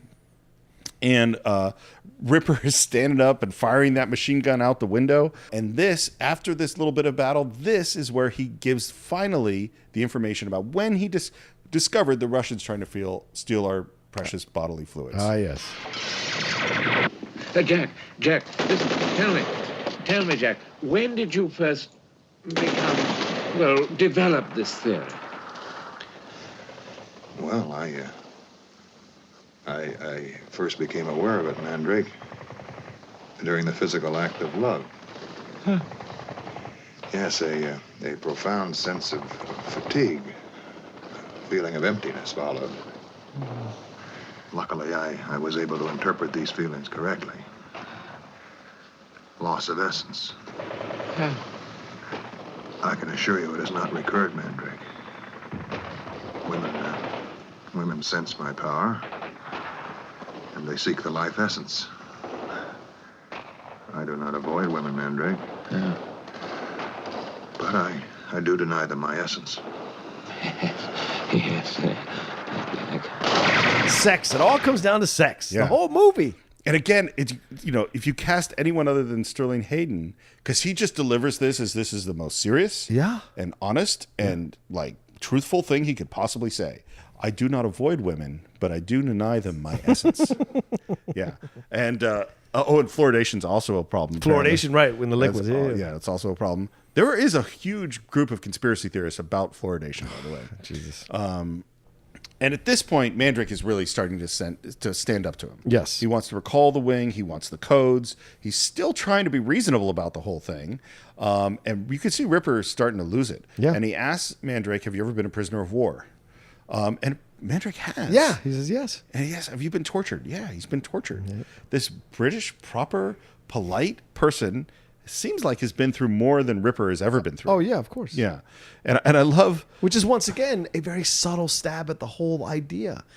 This idea, yeah. This guy who's never experienced anything but is in love with this idea of being in the military and having these weapons at his disposal, doesn't understand it, what it's actually like to be in war, what it's actually like to suffer through war, to be a prisoner of war, and so that's why you can have all this hubris and heck, you can have all this like gumption to violate the laws because you don't understand the real consequences of what's going to happen because you've never viscerally experienced them. Mandrake has. Yeah. And that's important. And then, of course, his strange comedic line about it is, I think it was just their way of having fun, the swines. Strange thing is, they make such bloody good cameras. And then we see that Ripper's going through his whole own thing. I don't know if I could stand up to torture. Yeah. Mandrake's trying to get the codes, and I have to have an answer, and Ripper goes into the bathroom, and Mandrake is still talking to him when Ripper shoots himself. Yeah. I knew Ripper's going to kill himself. Of course. Yeah, it's just no... Mandrake can't get in the doors, and of course, back on the B-52s, we're being under attack from the Soviets now. Right. And taking evasive action, and this is good action sequence. And it goes back to taking the context of the movie away. These are heroes. Yep. And they are in a heroic battle to do the right thing. In their minds. In their minds. Yep. That is how they see what's happening. Right. And they just, the plane is going down. It's on fire. They're trying to put out the fire. They heroically save the plane, and back we get Johnny Comes Marching Home. And there's this weird thing this movie does is I'm rooting for them. Yeah. Because I really like them. I'm rooting for them to live. I'm not rooting for them to carry out the mission. Well, yeah, that's what's weird though about them is that, but they don't know that the mission is a bad thing, and there's this weird, and maybe that puts you in this weird emotional place with the military trying to carry out the plan, even if the plan's horrible. Yeah, which the U.S. military has been sent to do some things that maybe weren't such good things. Exactly. And that doesn't mean I don't feel for the men and women of our military. Exactly. I do, and they're heroic and talented and proud and hardworking and disciplined. Right, which is why that whole child killer bullshit. And when when the soldiers were coming back from Vietnam, they were being yelled at by these hippies, being yelled at in the airports. When their bags of shit were being thrown at them, they're being accused of killing children and mothers and all this stuff in their battles by people who had never ever stepped over there, never ever experienced it at airports. We didn't receive our heroes back correctly from Vietnam. Well, what's so sad is that if you're angry about the war in Vietnam, and I would have been angry at the war in Vietnam, take it out on the you're leaders. yelling at the wrong people. Exactly. Those are people. A guy that was drafted, and you don't know what that guy did. Nope. I mean, are there incidents where the U.S. military did things that weren't sure? But we don't know that that's the guy you're yelling at. Exactly. And the reality is, it's the people that sent them there that were in charge. Mm-hmm. That's the people to be yelling at. If you didn't like the war in Vietnam. Right. Back in the Air Force Base, Mandrake is reading about precious bodily fluids and purity of essence and peace on earth and purity of essence in POE. That is the code. And just when he's figured out the code, in walks this colonel who has taken over the base, who's not very smart. No. The actor named Keenan Wynn, who you've seen in just a million things. I've seen him in Westerns. I've seen him in a million things. Yeah, all sorts of TV shows. Yes. Yeah, all sorts of stuff. And another one of the great voices. Yeah. And Mandrake is like, okay, I just want to call. I'm going to call the president, and the phone's broken. I'll call this one, and the wire's cut on that phone. And the guy thinks he's some kind of pervert or something. Prevert. A prevert. You're a prevert. Yeah. That's what he calls him, which I love that. Yeah. On the B-52, they managed to get out of this fight, but their radio is damaged, and they're leaking fuel, and now it's suddenly become a suicide mission, basically. Yeah. And again, and now we're flying low to avoid radar. The process shots are amazing. The amazing shots we're looking at. Yeah. The back on the Air Force Base, Mandrake is arguing passionately. I am the XO. You have to let me make a phone call. Let's go to the phone booth. Oh, the phone booth is working. He doesn't have enough change. Yeah, right. There you go. Right? And he says he wants to get a collect. He's trying to make a collect call to the president. And the clock is, this goes back to this Mm-hmm. time, the clock is ticking. It's like, well, what are you going to do? There is no faster way to do these Right. things. And once again, he won't fight him, like physically. He won't knock him out. Or he's following the code that his military code. He convinces him to shoot the Coca-Cola machine. Which I love. Which he's resisting. Okay. I'm going to get your money for you. But if you don't get the President of the United States on that phone, you know what's going to happen to you? What? You're going to have to answer to the Coca-Cola company. What a great line. Yeah. It's private property. Yeah. It's like, are you kidding? Do you understand what is happening? I don't know how Coca-Cola allowed them to product place Coca-Cola. Maybe they didn't understand the I script. don't think they had to at this point. No, Maybe no. Of course they did. What are you talking about? That's a big... I mean, why else would you even have the line in the film if you didn't know that you really think that Coca-Cola didn't approve them using their... I don't know if in 1963 they had the same rules about showing a Coca-Cola in a movie. I don't know. I have no idea. I'd be surprised if a corporation in this country that big would allow a film to make fun of it without its approval. Are they making fun of it? They are when they say, you're going to have to answer to the Coca-Cola Corporation. It's played for jokes. It's a joke, but I think what it's saying is Coca-Cola is unbelievably powerful. Like, I don't know if that's... Right. It seems fairly complimentary. And then he gets doused with Coca-Cola. Well, and it's also like Coca-Cola is a symbol of America, post-World War II America. True. Like, it is... Coca-Cola is America. Right. Particularly at that era.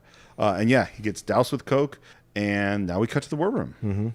And we find out the recall code has worked. Yep. And the bomb wing is returning. Some have been destroyed, but we're going to be okay. Yeah. Torgerson leads the group in prayer. Oh my God, the balls on this guy. Yeah, he's got the jacket off. He stands atop the chair. He strides the chair. Yeah, and he's just like, those of us who are blessed to survive, all that kind of jazz. Yep. Oh, and during this is an amazing shot of Strangelove in the shadows. Yes, just an amazing shot. And of course, we know that that we're not good yet. We hear from Premier Kissoff that he's hopping mad. We go back quickly to the B-52. We get this call from the premier, and one of the planes is not turned back. Yeah, because they said 4 planes shot down. I was like, well, 4 planes engaged, 3 shot down, 1 is not turned back. You look like you're deep thought about something. Yeah, it just occurs to me now, and maybe I'm wrong, Steve. I'm not as smart as everyone else, and you like Is this the id, the ego, and the superego? What would Strangelove be in this definition?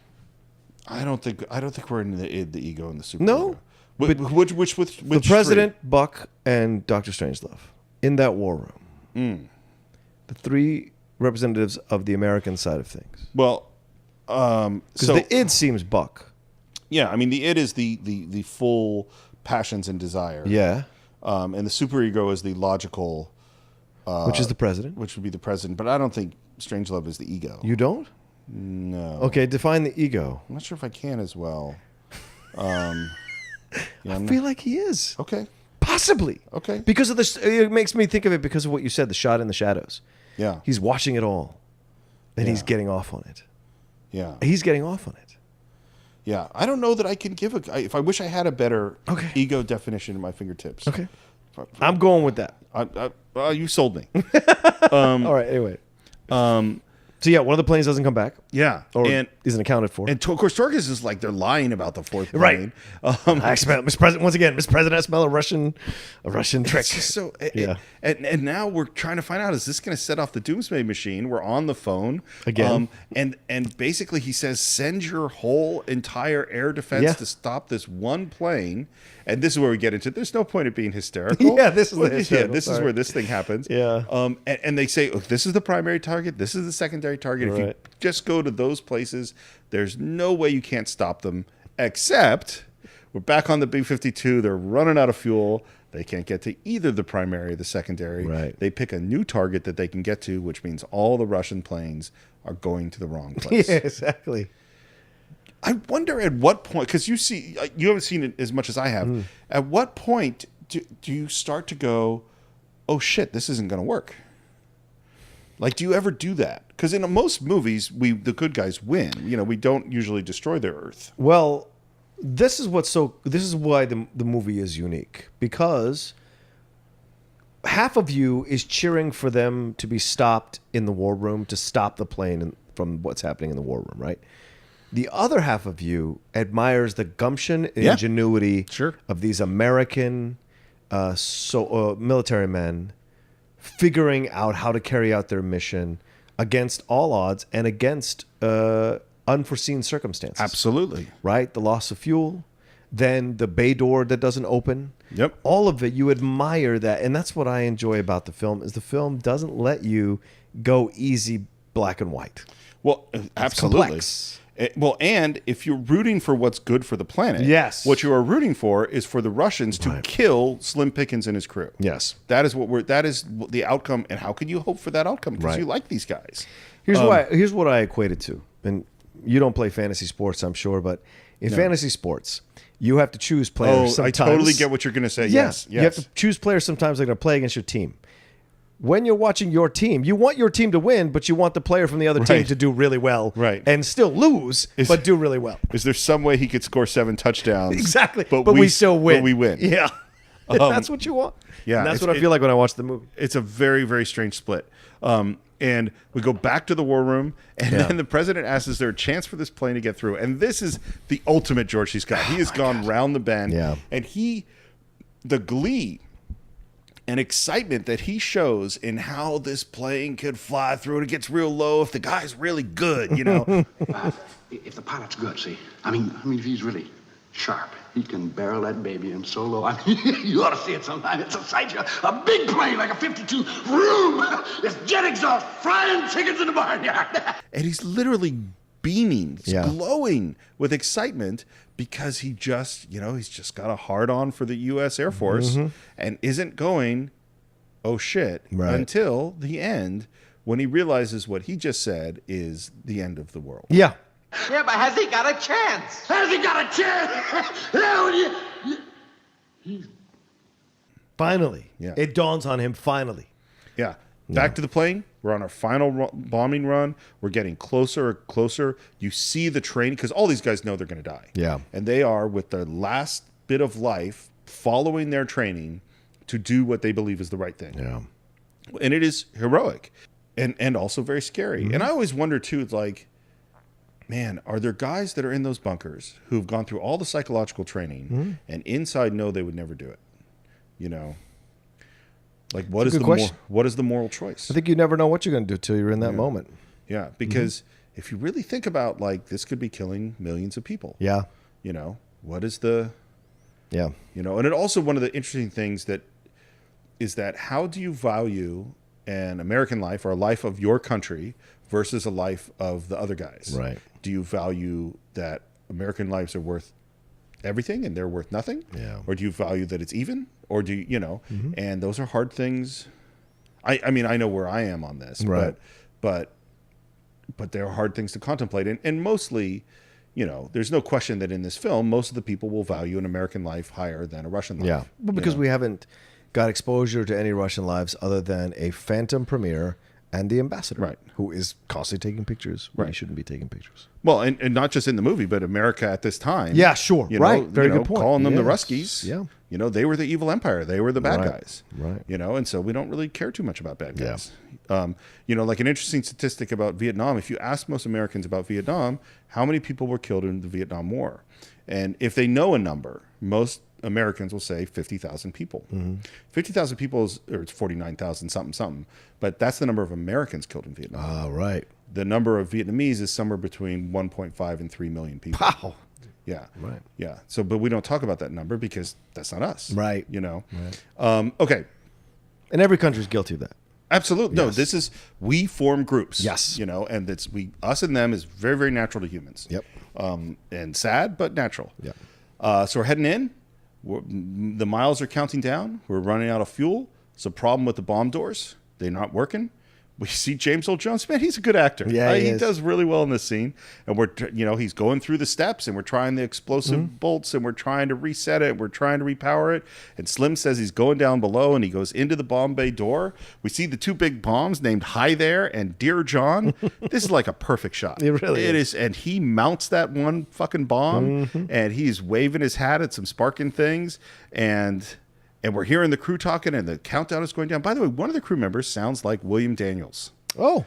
I couldn't. I looked around and I looked on the internet, and there are other people who thought the same thing, but I couldn't find any evidence that it was him. Well, maybe he's uncredited. Where target is in sight, the doors open, the bomb drops. He rides the bomb down, waving his hat and screaming.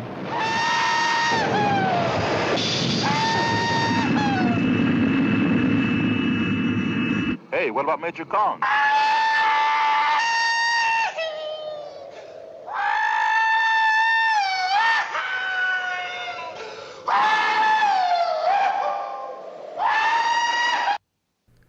This is the shot that took over 100 takes. Really? Yeah. 100 takes to do that? Yep. Damn. Yeah. I would think the first take would be perfect.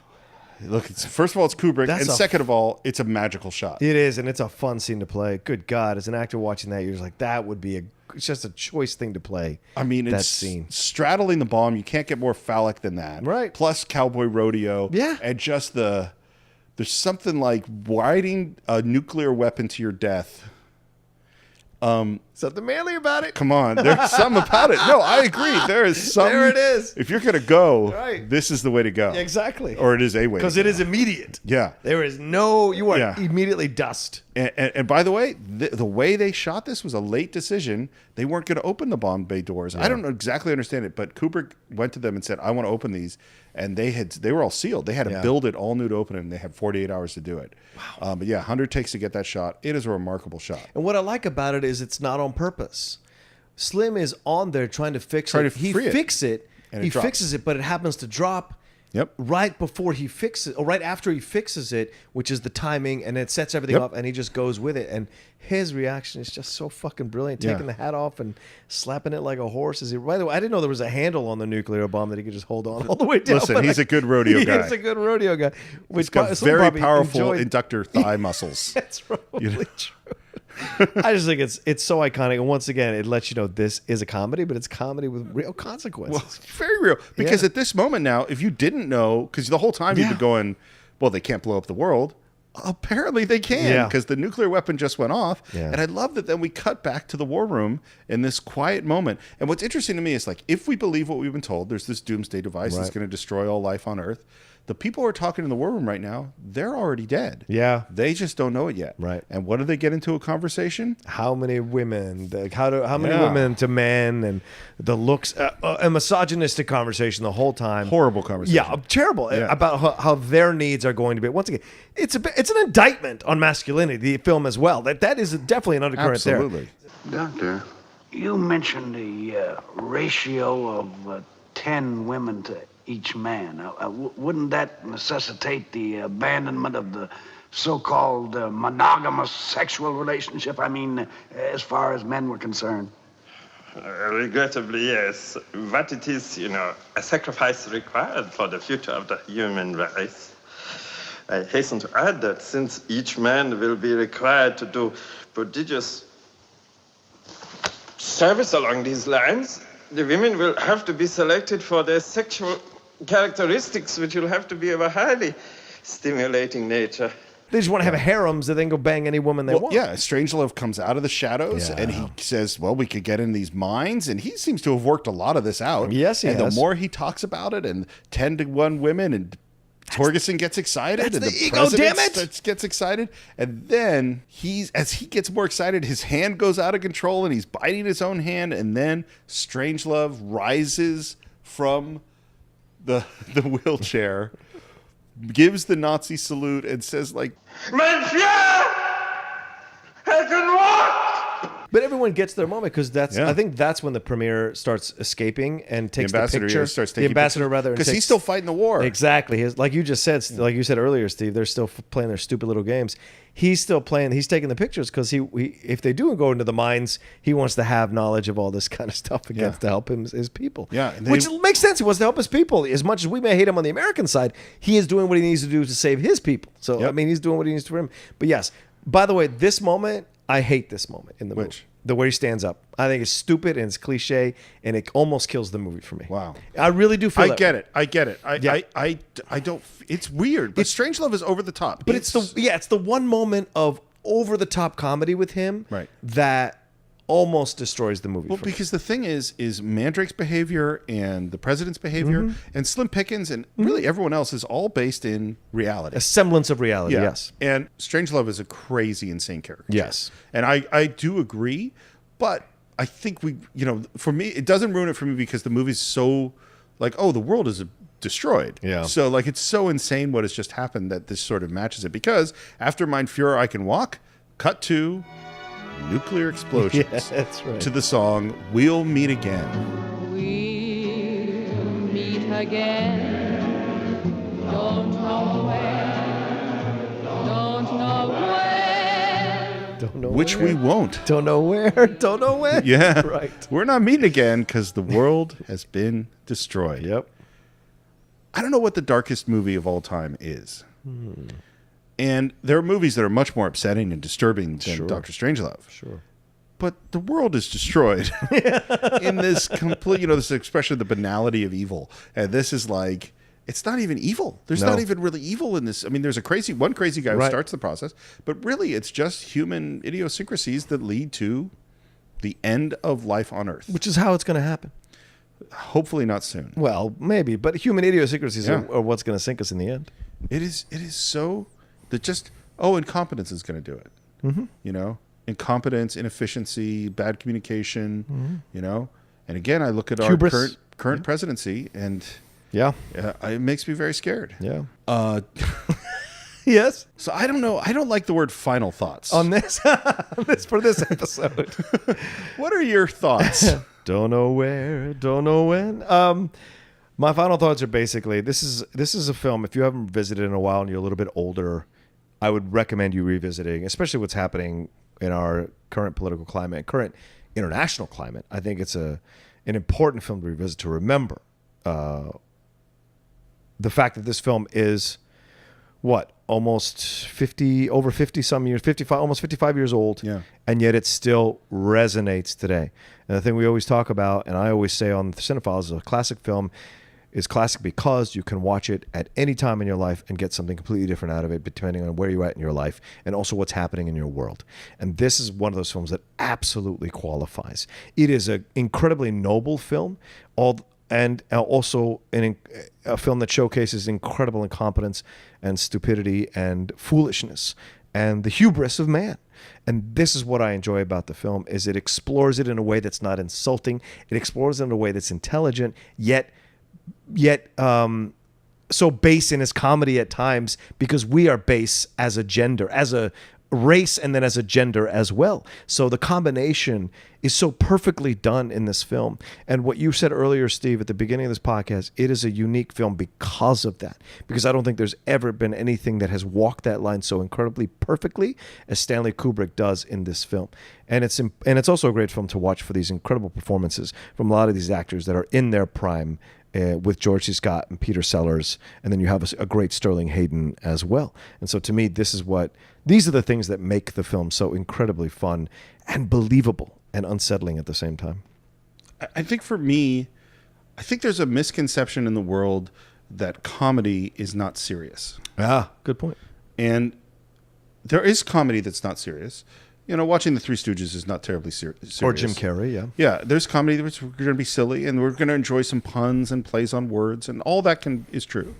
But comedy has a power that is really unlike anything else. It's much more powerful than drama in a way, because comedy can force you to look at yourself in a way that can be often frightened to look at ourselves in a serious way. Yeah. I think the reason that Stanley Kubrick laughed when they were trying to make this movie serious was that it was too frightening to be serious about. Yeah. Is that it is because what we're talking about is the worst thing that could possibly happen. And when you start to go, the worst thing that could possibly happen is terrifyingly possible, you can only laugh. Yeah. Because you can't face it. Or the only way you can face it is to laugh. And so I do think this movie is important. And I do think that, we live in a world where we're starting to be really nervous about making jokes about things. Right. And that bothers me. And I don't know quite how to reconcile with it, but I think we need things like Dr. Strangelove. We need comedy. We need to poke fun at ourselves. And the biggest thing that this movie shows is that the danger is not humans that are abnormal. It's humans that are normal. Yeah. It's just humans. And that we had the ability to invent powers that can destroy us, but we haven't had the ability to change ourselves and make us responsible enough to deal with those powers. Yeah. Yeah. The longer we live, the farther away from the Federation of Planets I feel we come. Man. And that breaks my heart. Because that's what I want, man. Yeah, me too. I want to just beat me up. Exactly. I'm ready to go. Exactly. All right, well, that's what we think about Dr. Strangelove, or How I Learned to Stop Worrying and Love the Bomb. And we would like to know what you think about Dr. Strangelove, or How I Learned to Stop Worrying and Love the Bomb. So, as always, you can reach us on our Facebook page at the Cine-Files. That's CINE-FILES. We'd love to hear your comments there. You can subscribe to us on Stitcher, on iTunes, on YouTube, on Google Play. You can leave comments for us on YouTube. You can leave reviews for us on iTunes. And you know what?